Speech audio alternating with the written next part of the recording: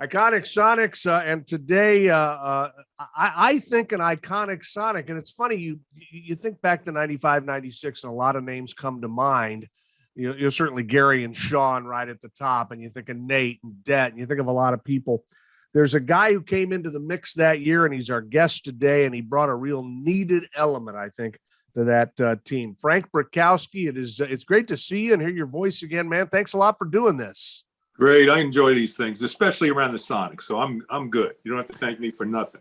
And I said earlier you were walking around, and I said, I'm no expert, but that looks like Montana there. Somebody told me you were hanging your hat in Montana. I think you have been for a while. That's the truth, right? You're out in the Treasure State. Yeah, well, I've had this place for almost 30 years. So wow. It was always a summer home on a lake. And with the COVID thing, and I sold in Oregon, and we went to LA, and I ran to Montana when the COVID hit, and we've been here for 2 years since COVID hit. So we're really happy here. Yeah, that's a good spot to be during a pandemic, Montana. Yeah, exactly. You can ride it out pretty easy. You had a remarkable NBA career. You were in the league for a long time, but you had one kind of big thing missing. That was you weren't on any good teams. You had one good team in San Antonio. You made the playoffs another couple of times in your career, but you're with Seattle in the mid 80s when they're at the end of their run with Lenny, the Lakers, the Spurs, the Bucks, and Charlotte. 95, you're in Sacramento and you're hurt all year. Right. And all of a sudden, and I don't remember how this happened. I'm sure you will, but tell me about the path to Seattle, because you end up joining a team that's right at the top of the heap in the Western Conference at that point. How did that come to be? Yeah, it was complicated in that Seattle and Sacramento those are the two teams we were talking to when I signed with Sacramento. Wally Walker wanted to put 3 years into 2 years of salary without getting into the weeds on this, but he was asking me to trust him on that second year. They'd waive me and pay me that third year. And I said, well, I don't want to put myself in a position to have to trust you. I trust you, but. So I signed with Sacramento, got hurt. Jeff Petrie called me in the office after that year and said, hey, we have an opportunity to send you to Seattle, but I want to talk to you first. And I got suspicious. So I said, Jeff, why are you calling me? Because no one calls a player and asks them if they want to get traded or not. So I said, let me call my agent and let me call you back. And he goes, I'm leaving it up to you. He says, I can live with you here. I can send you there. So I called my agent. It turns out I have a no trade clause in my contract for $500,000, and there's no state income tax in Washington. So it's close to just under $1 million difference to me. And I called him back in 5 minutes. I said, Jeff, I think I want to go to Seattle. He goes, that's what I thought you'd say. And on top of it is, it's a championship team. They have a shot. It was a dream to come back to Seattle, especially because Seattle's always been a special place for me because I played my first 2 years in the league there. Let's jump into that just briefly before we get back to 95, 96. Again, you're there in 84 and 85. Sigma's still there. Lenny is still there as the coach, but the team is kind of at the end of their run there, and maybe had been for a couple of years, but you, like so many people who moved to this area, it sounds like it got in your blood pretty quick, the city of Seattle. What do you remember about the mid 80s? Well, it was a little town, right?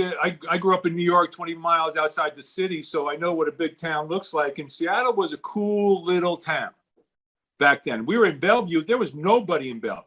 It was woods. The mall was barely there. So more importantly, not so much the city, but my first 2 years in the league, right? I was a free agent. I played overseas 3 years, scratching, trying to get in the league, had Phoenix made, and then the Roby trade happened. That's another story.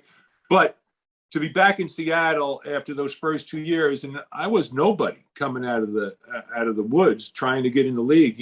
Charles Barkley was in the summer league. He was pissed off about a contract situation. I played good against him. A couple of scouts saw me, and I ended up signing with Seattle. So Seattle's always special. It's like those first 2 years, if you're drafted you're a big draft choice, and but when you fight your way in the league, that first contract's a special place. And you had fought your way through 3 years in Europe, which my understanding, I have a very small grasp of European basketball in the early 80s, but the physical, tough, they really wanted to show Americans, hey, you maybe you invented the game, but we're going to beat the hell out of it. And you were a physical guy anyway.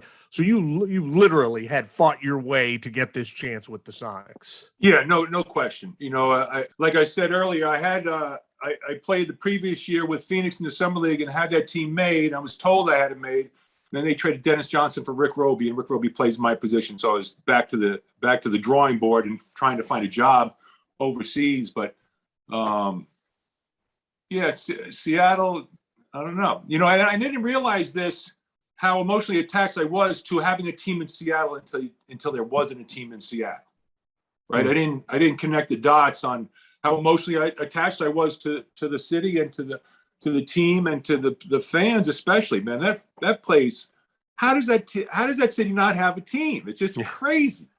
It's we ask that question quite a bit. Although I think, and we'll talk about this later, I think we're getting closer to that happening if we're all reading the tea leaves right. And one of the things we look at in this is that 2 nights after the Seattle Kraken debuted in the NHL, they had a ceremony to honor Lenny Wilkens. They renamed the street in front of the arena Lenny Wilkens Way. And yeah, I want to ask you about your relationship with Lenny, but in that ceremony, as a part of it, there's a message from Adam Silver congratulating Lenny on his great career. And he doesn't say anything, but I think the NBA being involved in that shows that there's a softening of things, and maybe there'll be expansion. And I want to get your thoughts on that later. But back to Lenny, he has so now if you come to the arena, you will drive to Lenny. You'll tell your Uber guy or your limo driver, please take me to Lenny Wilkens Way. What was it like as a rookie in the NBA and being coached by a guy who was already a legend? Lenny's always got a special place in my heart. One, for being a great coach and a legend and a Hall of Famer on so many different levels. But I didn't grow up a basketball fan, so I didn't really know who Lenny was. I knew, Lenny Wilkens, but when I got there, he was such a gentleman and so encouraging, and so I didn't expect to get any attention really from the head coach. It's like that, coming to the league, I don't know shit about anything. And where Lenny really stood out for me and stands out for me today is I had a 2-year contract with 1 year guaranteed. That next year was the team option. I blew out my wrist and was in a cast, and Lenny gave me that extra year guaranteed. Now, I'm nobody. I have a career-ending injury on my wrist that can go either way. And Lenny paid me that next year just to let me rehab, and that always stuck in my heart for Lenny. I love Lenny to death and owe him. Jamal Crawford told a great story about Lenny at the ceremony where they renamed the street. He said, he played for Lenny in New York, and he said just so happens they both ended up renting apartments in the same building. And he said, he'd see Lenny talking to the residents all the time, and he just assumed they're talking to him about the Knicks. And it comes to find out, no, Lenny's talking to him about day-to-day stuff in the building and what's going on. Lenny's just a sweet soul. Delightful guy and good. And it's funny, again, guys get reputations. I haven't heard. The next person I hear tell me a bad story about Lenny will be the first.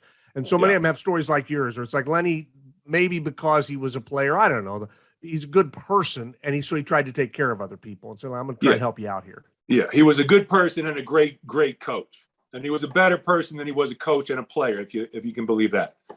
So you go through the league, and again, you have this 10-year journey. And again, you played on a San Antonio team right at kind of the start of their run, where they're going to be pretty good, and they have a decent run in the playoffs.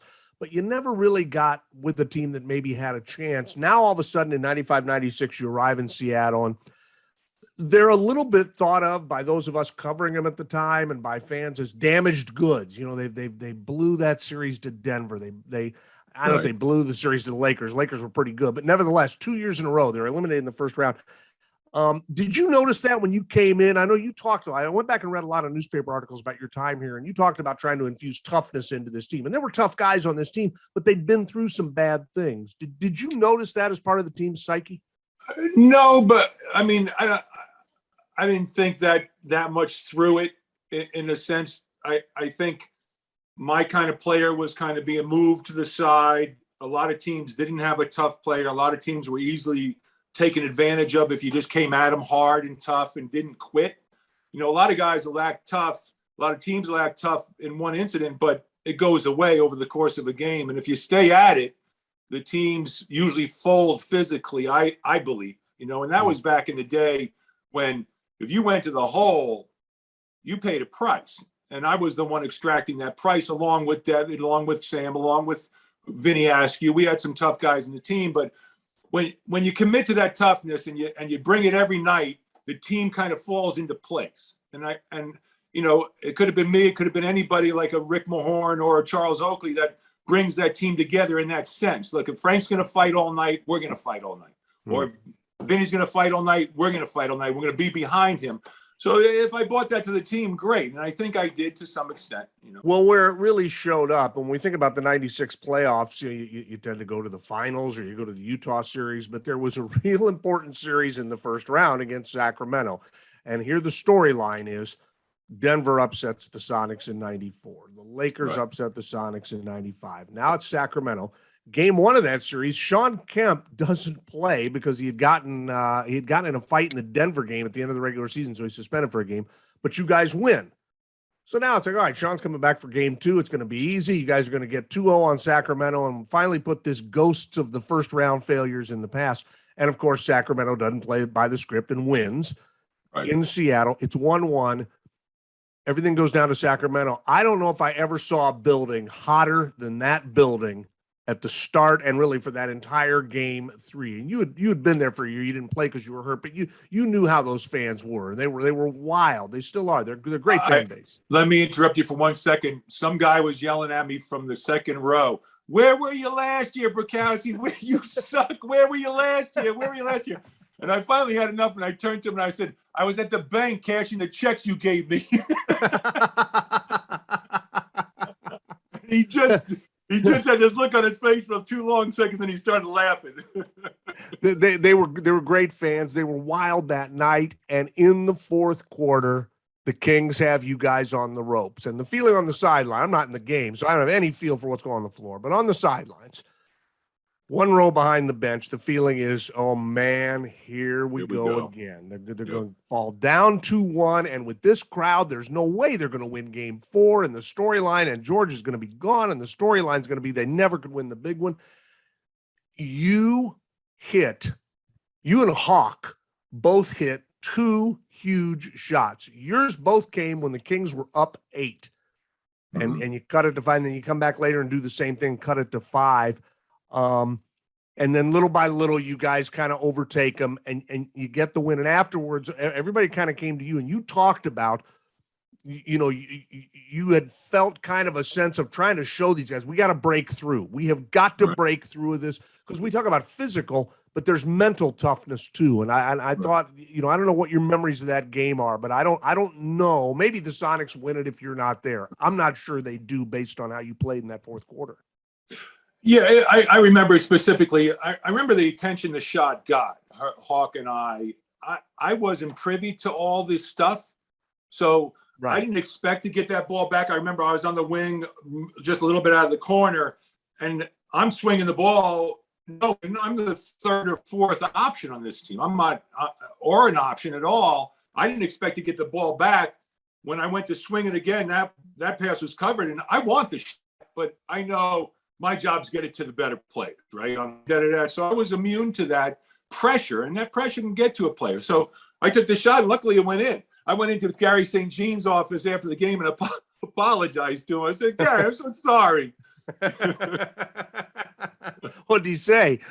He just laughed and threw a piece of paper at me and told me to get the hell out of his office. Brick comes in and upsets the apple cart. Well, they had to feel like they had a chance, and then the other thing I remember about that game, and I've talked to Sean about this, he does not recall it. I just remember sitting there looking at him, that when you guys finally have control in like the final 40 seconds or so, I'm like, okay, now Sox are going to win. And I think, again, everybody's feeling, all right, if they win and they're up 2-1, now they're finally going to break through and things will be good. And I remember during a timeout, I saw Sean, and it looked like he was hyperventilating to me, like he just, the emotion of it all. He wore that emotion. Gary wore that emotion. They knew that they had, I hate to use the phrase, let the city down, but everybody was so excited. And that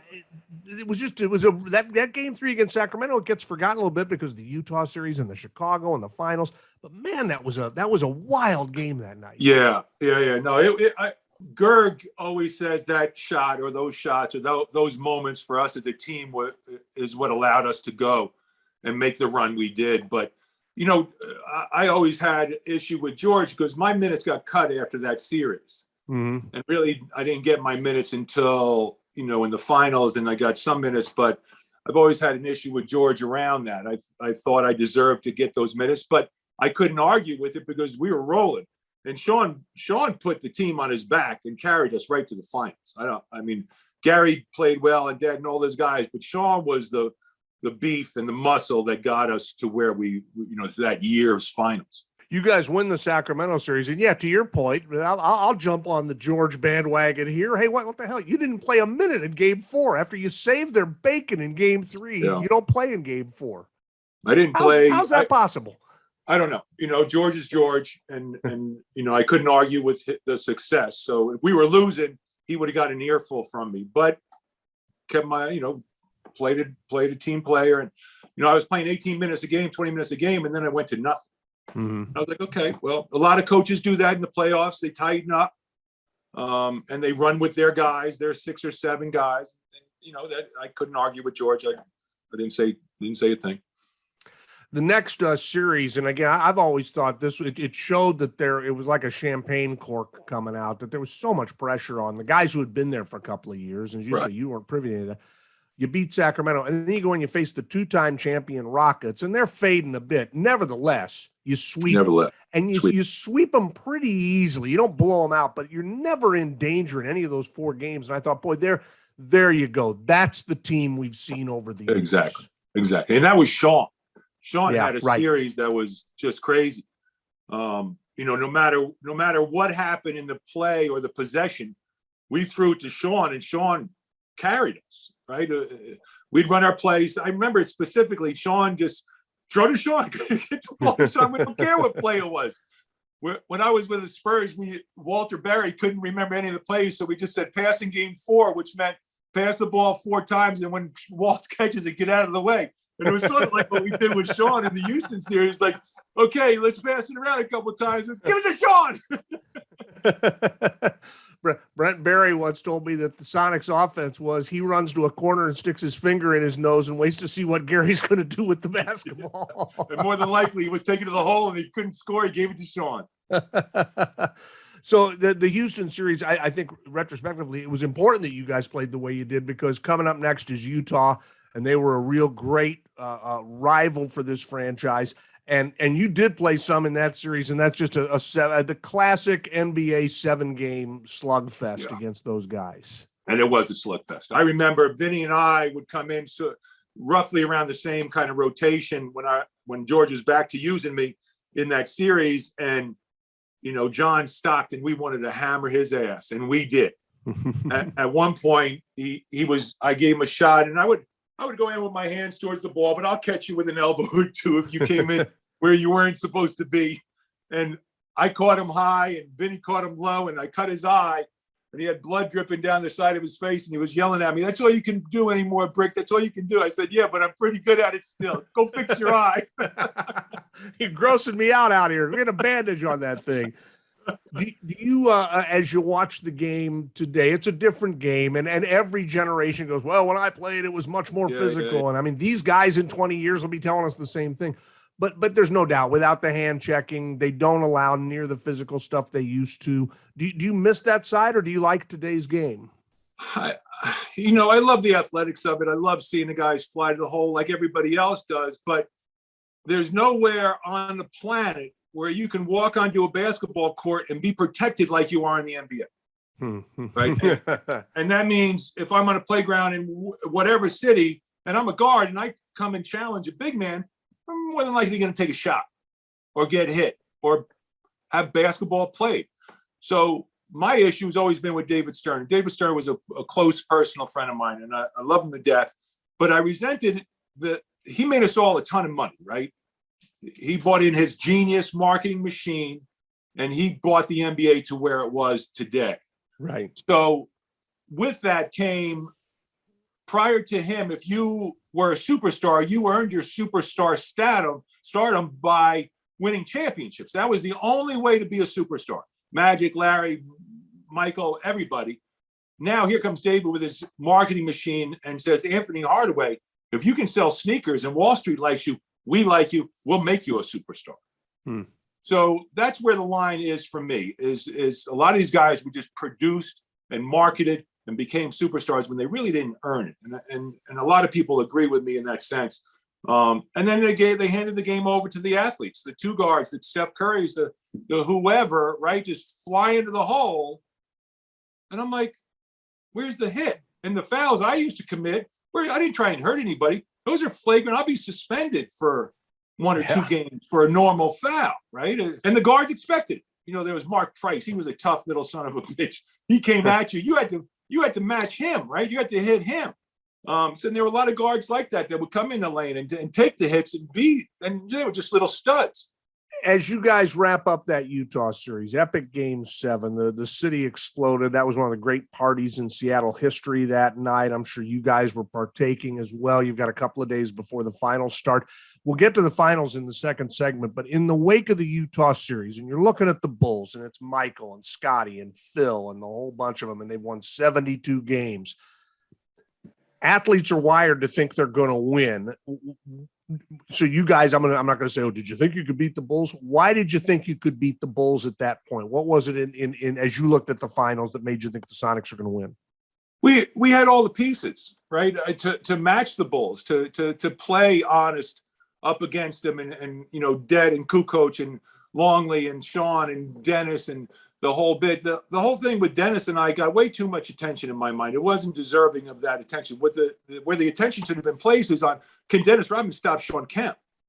Can Gary affect Michael's game? Can Det shut down Kukoc? And we had a chance to do that, right? And we didn't do it. So wherever that blame lands or that responsibility lands, it lands on the team.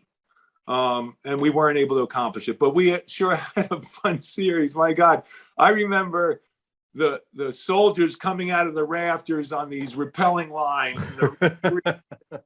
It was just this, and Lenny Kravitz. I remember Lenny Kravitz, Let Love Rule was playing, and it was just magical. It was a great time. You mentioned that you had all the pieces, and I'm thinking, I don't think you guys knew after Game 7 of Utah that you weren't going to have one real important piece. And one of the things when Sonic fans lament what if in 96 was, what if Nate hadn't been hurt for those 3 games? And Nate was a heart and soul kind of guy. He could have a weird stat line. He could play like 32 minutes and have no points, but really have affected the game. And not that he didn't score, but you know what I mean? That's another thing that you have to factor in when you look at that finals. I think Nate, I don't know if Nate's healthy if you guys win, but certainly it's a better series. Yeah, no, for sure. Nate's one of those few rare players that can affect the game without having a stat line. And you translate that into the locker room, right? Which people on the outside don't see. His leadership, his ability to keep people accountable, and his ability to manage Gary. Because Gary he would fly off the handle at the oddest things. But Gary was a competitor, and I loved playing with Gary because you knew he showed up and he'd fight. He was not necessarily a fighter, but he was a competitor. But Nate, and Nate shows the genius of him as a genius coach. He's a wonderful, wonderful coach, and a great guy. I'll always love Nate. You mentioned the incidents between you and Rodman, and there's entire 30 and 40-minute YouTube videos dedicated to you two going at it in the NBA Finals. It was fun to watch. I'll ask you, I think it's Game 1 is when you got ejected. And he does flop. I mean, you bump into him and he looks like he's been hit by a Hertz truck and flies into the stand and all that. It was crap. That being said, the confrontation then escalates verbally and you get tossed out. That's the only part I would ask you. Do you wish you could do that again, or was that just naturally going to happen? No, so the first call was from Joey Crawford, who Joey wanted to be part of the show. And he always did. He was a great referee when he was a great referee, but the players hated him.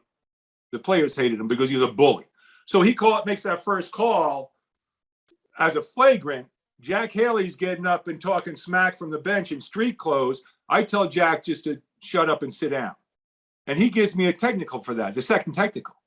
So I wasn't yelling at him. I wasn't yelling at Dennis. I didn't complain about the call. Told Jack to shut up and sit down. And Joey, wanting to be part of the show, throws me out. And then I never got fined for that. So typically you get a flagrant foul, it comes with a price tag. NBA never reacted to it because they knew it was a flop. So now here we are.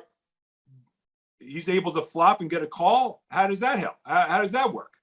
And George spoke to it appropriately. Right. The comments he made about Yeah. how, to your point, and it's funny you'd say that because in watching the video, you get tossed and you walk by Joey and you say something and you point to the Bulls bench. I'm assuming what you're saying was, I was talking to Jack Right. over here and it, again, that's a game, it's funny, the urban myth of that is that happens in game 2 where you guys lose by 4. I think it happened in game 1 when you guys got blown out anyway. Right.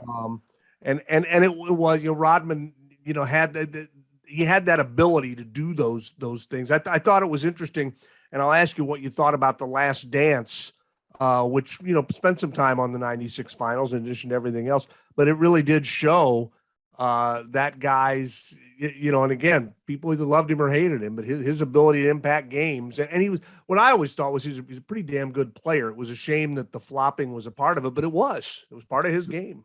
Right. And he was effective at it, and he was able to use that. Right. But I mean, people would ask me, like, what's the challenge? I'm 37 years old.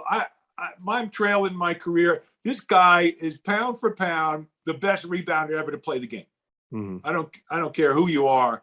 Dennis statistically was the best rebounder pound for pound ever play. And then on top of it, he gets to flop and get calls. It's like, it's an uphill battle. You know what I mean? It's like, and it's not fair. It wasn't fair, right? That's what stuck in everybody's craw. If you fake something like you got hit and you know how to do it and you can trick the referees, I'm embarrassed for the referees. Right. And it's, it's, and I love the game of soccer, but it's the thing about soccer that drives me the most nuts is when guys are falling over when you look at them. And there is something about that, as you say, for lack of a better phrase, it takes us all back to when we were kids. That's not fair. And, exactly. And it's a great way of putting it. And they should have a replay. They should have a replay. I don't know how it is now because I don't watch a lot of basketball, but if you flop and they review it and it's a flop, clearly it's a technical. Mm-hmm. Clean it up because the fans don't want to see it either, unless you're a Bulls fan, right? And Rodman gets the call. So it was sometime during either the Utah or the Chicago series where you delivered, I thought, one of the greatest quotes in sports history, and I'm going to ask you to recreate it if you can here. But you were talking about George, and George was he would get more and more nervous as the season wore on, and then when the playoffs started, he was almost impossible to deal with on a daily basis, right? Because he was a competitor too, and I think it came from just this unbelievably deep desire to win. And somebody asked you how George was doing. You remember what you said, don't you? How tight he was. Yeah, yeah. I had a couple times I confronted him on his anxiety. It's like his butthole was so tight a dog couldn't hear him fart, or we couldn't drive a pin up his butt with a sledgehammer. We came in from one game. I don't think it was in the playoffs or not, but we were up 10 at halftime, and he was going off like we were down 20. And I was like, we are up 10, aren't we? I said, George, you need to smoke a joint or something. Just chill, would you? We're up 10. And I walked out. That might have been good advice for him. George maybe could have used that. He needed it. He needed something, some Xanax or something. I remember sitting across. I had front row seats one night. I wasn't working. And I'm sitting across, and my old partner Dave Grosby and I are sitting across the court. And the Sonics. This is after you had played there. This is maybe '98. They're up on like Orlando, a lousy Orlando team by like 15 with like 2 minutes to go. And George is barking at somebody. Graz and I both got on him and said, "Hey, sit down, George. The game's over." And I will say he looked over to see who was yelling at him and saw it was us. And he kind of got a little smirk on his face because he knew. But again, I don't know if George is George if he doesn't have that. And I don't know where that competitive fire came from, but maybe sometimes it engulfed him, but that's who he was. You weren't going to change that. Right. And there was good to come of it. He was a great coach, if not, one of the top level coaches in the league. And that's the fire that drove him. It's the fire that drove me. It's the fire that drives Gary. It's that angst of and fear of failure and disappointment is like, that just drives the shit out of you, right? It's like, you can't deny it. One of the things about George I thought was great was every once in a while for this intensity that he had, you'd hear a story about how he had the team plane divert to Las Vegas, or I know he bought Super Bowl tickets one year. It might've been the year you guys went to the finals. He took you guys playing paintball, and the paintball story is the one I want to hear because anybody who ever had a confrontation with George would love this story. Right. I'm the one who took us paintball, and not George, but Okay. he did buy the Super Bowl tickets. So you initiate the paintball trip. Yeah, I initiated the paintball, and everybody was vying for teams and who's going to be on whose team. So it was this drama that led to this day, and George wanted my ass. I don't know why, but he wanted to get me. So he focused on me. So I just kind of disappeared, and I had played here before, and I knew I could take a tunnel back to around George. And I get right behind George 10 feet, and we have the face masks on, right? So I want to put it on him, but I don't want to hit the face mask. I want him to remember the shots. So I go like this, and George eventually turns around, and I pop him twice in the chest. And he just goes, he jumps back and he looks down, and then I put one right here on his mask. And then I disappeared. Oh, he was dead. Oh man. And again, I'm going to assume he played paintball the way he coached, the way he played basketball. Yeah. He wanted to be the greatest paintballer guy in the history of paintball. Yeah, but he couldn't just run at you because he'd get shot. So he didn't know what to do. It's been all these years later, and he's still, again, being a competitor. He beats himself up a little bit back to the 96 finals about not starting Gary on Michael at the start of the series. George's point is, look, Gary's exhausted. He's like everybody. Everybody's tired. Coaches are trying to figure, how do I get the most out of a guy in this series? And George thought, we'll get more out of Gary if I don't have him under the mental strain of trying to guard Michael Jordan. 4 games in, he makes the switch. You guys win a couple of games.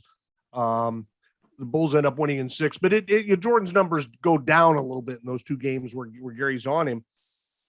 George says, I should have done that earlier. Yeah, we've had 30 years to look at it. Second guess him a little bit. Should he? I mean, is that something you thought at the time, or would you change that if you could? I haven't given it much thought. I think we all look back and question ourselves in different levels.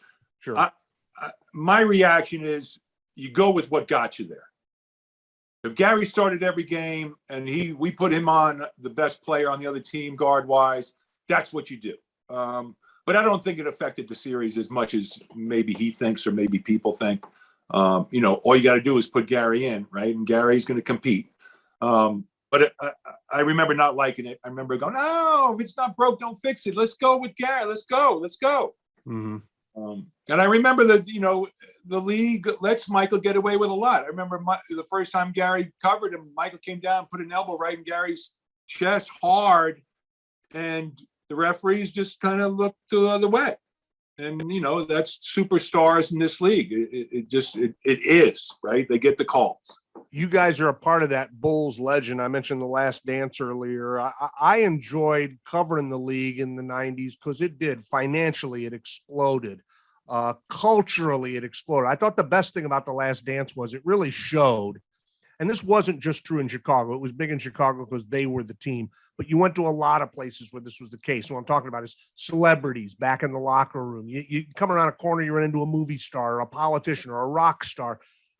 There was a vibe and an energy in the game at that time. And it must have been fun for you because you came in the 80s when the league was kind of coming out of a slumber. And as you said, Stern was just getting his initiatives going.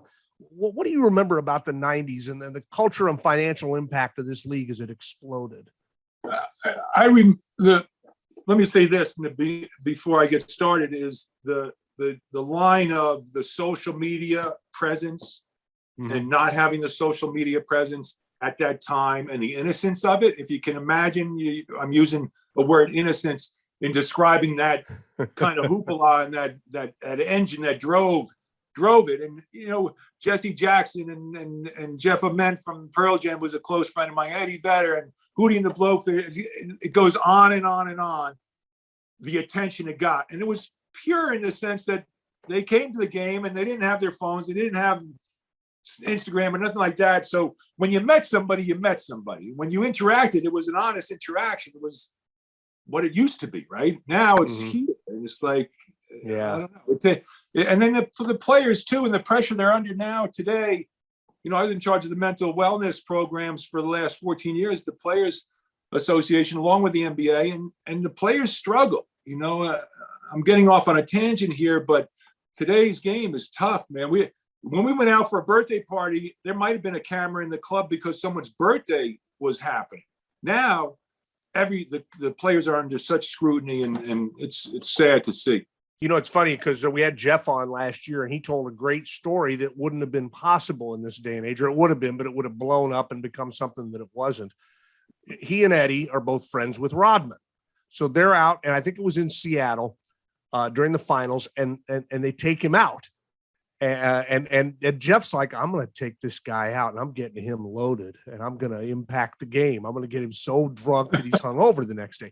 And Jeff and Eddie are at the peak of their rock star powers. I mean, Pearl Jam's as big as any band in the world, and they're both young and healthy. I mean, these guys can go all night. They run into Phil Jackson, and Phil's like, you're going to take care of this guy, right? Jeff goes, oh, yeah. Yeah, I'm going to take care of your boy. Don't worry. It's like the next day, he and Eddie are going to the game, and they're like, man, I feel like shit. And they get there, Rob's like, guys, that was a lot of fun. Let's do that again sometime. And Robin goes out and has his typical game, just imperfect. Two rock stars at the peak of their power. They couldn't bring this guy down. Couldn't bring him down. And to your point, nowadays that's all it doesn't even happen. They had to go to somebody's house or something. They went to clubs and had fun, and they could not drink Dennis Rodman under the table, as it turns out. No, I know. And Jeff's not a big drinker, but coincidentally, I'm on a lake here in Montana. Jeff has an island right in front of my house. Mm-hmm. Has had for 25 years. Phil Jackson has a house up the lake from me. So anyway, Jeff's a great guy and a good friend of mine. And a huge, a huge and legit Sonics guy too, among the many who will celebrate when the team gets back. And we'll talk about that in a second. Let me ask you, I just saw this in doing some research for the big iconic Sonics show with Frank Brickowski. I'd never seen this story, and I'm imposed upon you to tell it, of you and Charles Oakley at 9 a.m. walking into a hotel room where Michael Jordan had an all-night party going on, and all of that. I love that story, if you don't mind telling it. Yeah. So we're in Beverly Hills at the Beverly Wilshire, and it's the All-Star game. I'm in the lobby, hadn't seen Oak in a while. He comes up behind me and grabs me and gives me a hug, and his phone rings, and he answers the phone. And he goes, talking to Brick in the lobby. He's okay. Hangs up the phone, slaps me on the shoulder. He said, let's go. So we go across to the second tower of the Beverly Wilshire. We go up to the top suite, and we walk in, and there's Dale Davis, Antoine Walker, Allen Iverson, Michael, Oak, obviously. And there's these guys that travel the league and put on these games. And you're talking about tens of millions of dollars that get sucked out of the league by these sharks. Mm-hmm. And when I walk in, I see the two guys that are putting this game on, and they look at me like they saw a ghost. And I'm the only white guy in the room. And I turn to Michael. I go, Michael, you boys never saw a white guy before? And they all laugh, and they go, yeah, not too many in this room. So anyway, it's 9 o'clock in the morning. This game's been going since last night, and no one's leaving. Antoine and Allen have a craps game going in the middle of the room, away from the table where the blackjack's going. I'm not a gambler.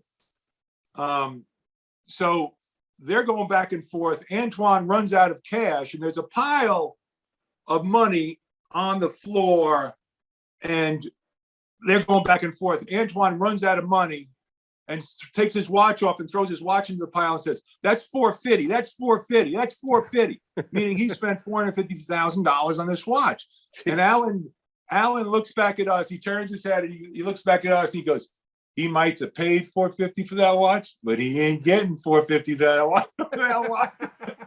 And Allen gave him $100,000 for the watch and lost that, and the game was over. Dale Davis came in. They all put their money out, like, to show off how much money they have. So the table is just packed with all this money. And I'm looking at this money like I've never seen anything like this. I don't travel these gambling rooms with these guys. And Dale had put out some stacks of $50 bills, and everybody was busting his chops about it being the babysitter money. So, like, $50 bills. You don't like $50 bills? Give them to me. I'll take the 50s. But yeah, I was one of the few white guys that was allowed in those rooms, that was accepted. And I've always appreciated that about my teammates and about just being in the league. It's like, I love the Black culture. I love Black people. It's just, they were ingratiating to me. It allowed me to cross lines I normally wouldn't have crossed in the league. Well, in the NBA, and I tread lightly here because I don't want to come off as an expert on black culture or black business, but the NBA over decades now, they had black coaches years and years and years ago, black executives. Could it be better? Yeah, probably. But I mean, the point being, this is a league that has done an awful lot to advance things in how we all view race relations, I think. And, right. and there's still work to be done, but there's nothing more successful than maybe the NBA as an idea that, hey, look what can happen. Yeah, no, for sure. But we need more. We need more opportunities for our black players and our black coaches. We need more. We need more. And you're not just saying that out of thin air. I know you did a lot of work. I don't think you're with it anymore, but with the Retired NBA Players Association, you kept a hand in the game that way in terms of working with players. And I'm assuming maybe helping some players who maybe needed some help after playing. What was that like? Your role there?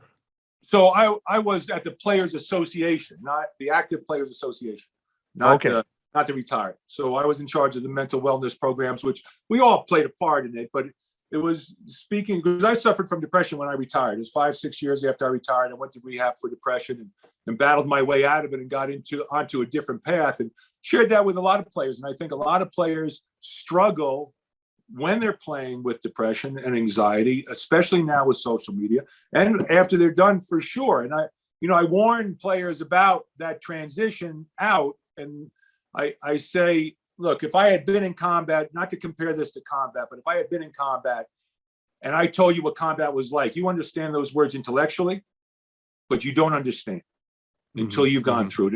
And that's what the players, they all come back to me. They go, dude, you were so right. Holy shit. So if there's anything I'm proud of is helping players kind of see what's coming and help them navigate what it is. I'm assuming you know James Donaldson, and I mean James has been up here for years, and he talked about going through depression and has worked with the Players Association, I think with the retired players as well, and in trying to make sure guys get the help. And it's cool to me. I've never had to have. I've had a day when I'm depressed maybe, but I've never had. And I think it's really cool as a society. We just talk about this now. I don't know if you and I talk about this as openly 20 years ago as we do now. No, we wouldn't. And the awareness plays a part, right? If you asked me when I played, if I suffered from depression, I'd be like, hell no, I don't. Looking back, yes. The highs are real high, the lows are real low. And when you get done playing, you no longer have those highs and lows. You got to stay in here. And that's a hard thing for players the normalcy of life, the everyday pleasure. We were flying on jets and going to Super Bowls and playing in the finals and so it was a different lifestyle that you have to let go of. Yeah. And you have to do it. This is what I always said to people is, I was hitting, my career was taking off and I'm hitting my peak in my late 30s and my 40s and really enjoying myself. And you guys, athletes in all sports, when you're about 35 at that age, when most of us are taking off, you're told, hey, you can't do this anymore. Go find something else. And, finding something that's as high as playing ball is impossible. You're almost set up to fail in a normal life. Right. It's the heightened state that you lived at.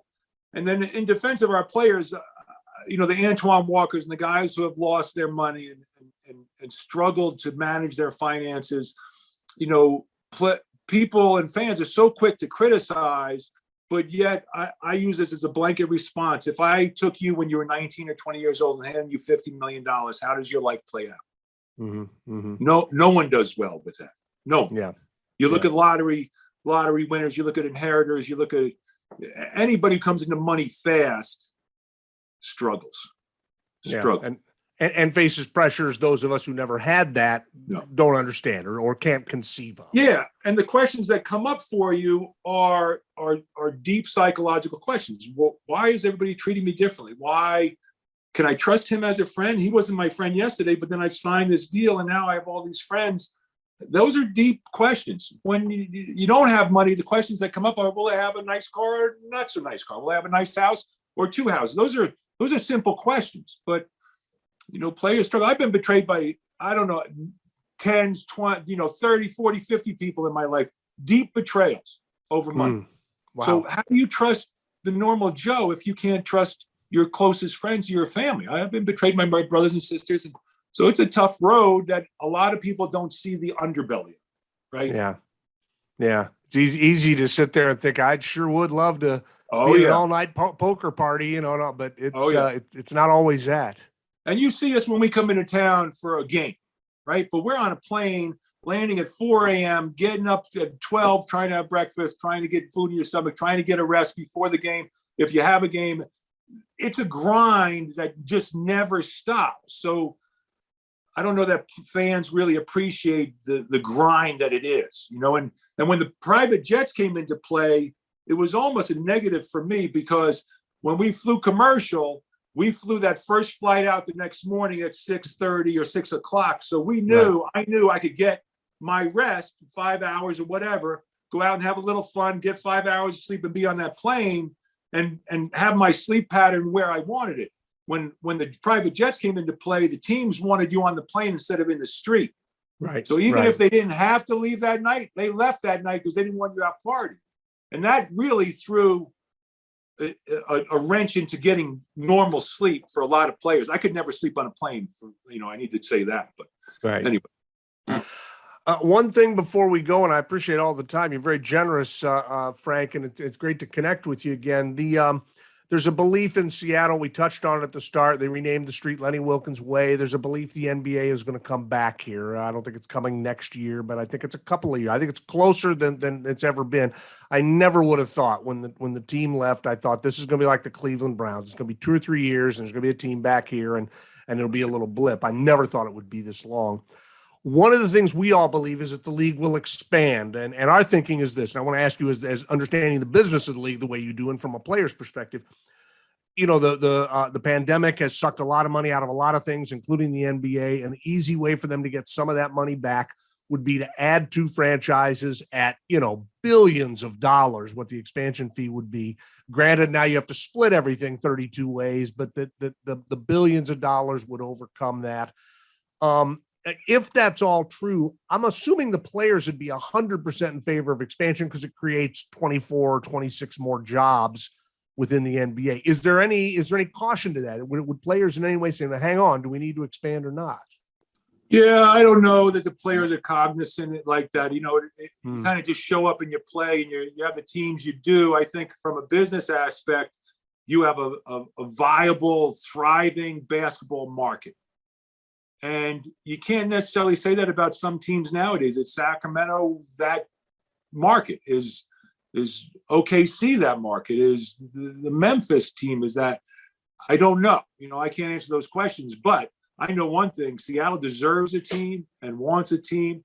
And they did something to piss David Stern off back in the day. I don't know what it was, but it's just shocking that there's not a team there. And like I said earlier in the program, I didn't realize how emotionally attached I was to a team being in Seattle until there wasn't a team. I can't imagine what the fans in that city feel like. You support this idea of this team for so long and it's gone. It's like it just kills me. Well, and you think about let's dream happy for a minute here. If a team comes back, the amount of people that are going to have to be honored over the course of that first couple of years. I mean, starting with Gary and Sean, who, God bless them, made it clear from the start: don't retire my number in Oklahoma City. I won't go. Right. I didn't play. I love those guys anyway, but I really loved them for that. I loved Kevin Calabro saying, "I'm not going to Oklahoma City. I'm a Seattle guy." I mean, right. The stands that people made. And they're symbolic in some ways. In Kevin's case, it was financial. He made a huge stand and said, I'm not an Oklahoma City guy. Right.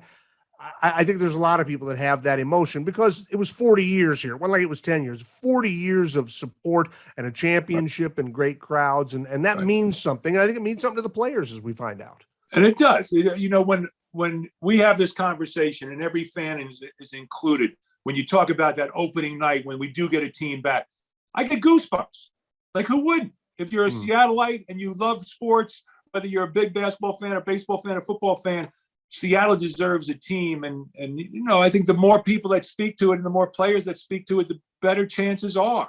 Adam's a close personal friend of mine, and I keep in touch with him. And I want to call him and say, Adam, will you wake up and get a team to Seattle? My God, what are you doing? And he's a wonderful commission. Well, and it was personal between Stern and the politicians up here, Yeah. and David now's gone on to his reward, and I think Adam has indicated a little bit of a softening, and it always came back to you need a building, and now Seattle Right. has a building. Right. So we get a team back, and on opening night, you and Phil and Jeff get a plane and come over from Montana from your private ranches over there. And I have friends with planes. I don't have a plane. I wish I could say yeah. I wish I could say it was mine. Jeff will get you one. Or get Phil to get you one. Phil's got more money than anybody. He can get you a plane. Well, I hope for a lot of reasons that the team comes back, and not the least of which is just getting that 96 team together again. You know, it's funny when a team doesn't win a championship, there's always the but you know what? That was a great team in this city's history. It's a great team. It was great fun. Yeah. Great fun catching up with you, Frank. I hope we can do it again someday. And I appreciate all the great stories and how generous you were with your time. Thanks so much. I appreciate you having me on. It was fun for me.